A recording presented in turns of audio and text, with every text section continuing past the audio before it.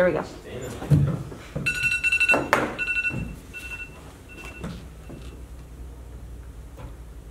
This sound is the worst sound in history. Amen.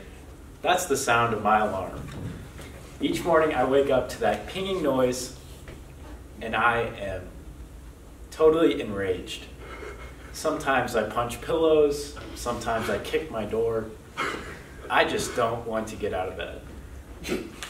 How many of you have had struggles with getting out of bed and waking up early? Sure.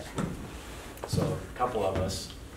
So I don't think that getting up early shows any less desire of what you want to accomplish in the day.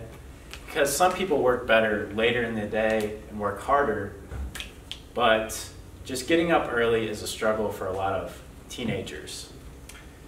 So school starts at Troy Buchanan High School at 7:30, even though the CDC recommends, not CDC, the educationnext.org says both the American Academy of Pediatrics and the American Academy of Sleep Medicine recommend that high schools start no earlier than 8:30 a.m. So our school wants to talk about how they're following CDC guidelines and the guidelines of other big organizations when it comes to wearing masks and all of the health and safety precautions, but they're not taking into account our sleep schedules and busy schedules outside of school. So as you may know, teenagers often stay up a lot later than elementary school kids just because they work in the afternoons and they have lots of homework and other extracurriculars. So researchers at, oh my goodness, I can't read that. The CDC said that not getting enough sleep is common among high school students and is associated with several health risks, including being overweight, drinking alcohol, smoking tobacco, using drugs, and as well as poor academic performance. So whenever we get up early, this is really damaging our mental and physical health just because we're not getting the recommended sleep that the doctors and other authoritative figures want us to achieve. So attendance is a big factor that comes with getting up early and earlier start times.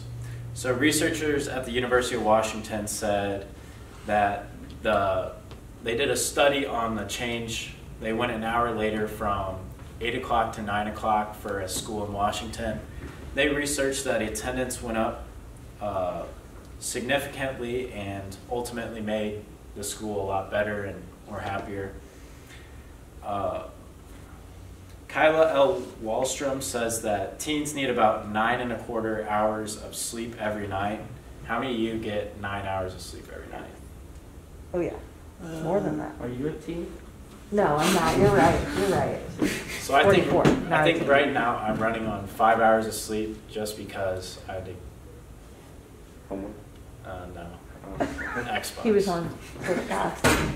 But I was up pretty late, and I hardly ever get 9 hours of sleep, and that's just the way I am. And that's probably why I get so angry in the mornings. But so teens work later. A lot of us have jobs that require us to work like the night shift and closing. So sometimes we're not getting home till 9, 10 o'clock. And so by pushing back this start time an hour later, we're really gonna help our kids that work and do extracurriculars that aren't getting enough sleep that they should. Then also, teenagers have problems with driving in the morning and after school, being so tired.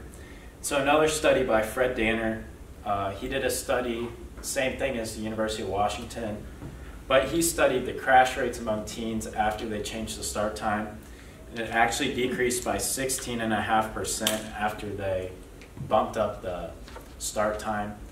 So this ultimately means that whenever we're getting more sleep, we're more focused and more aware, and ultimately are going to have a better effect on our education and mental health in general. Thank you.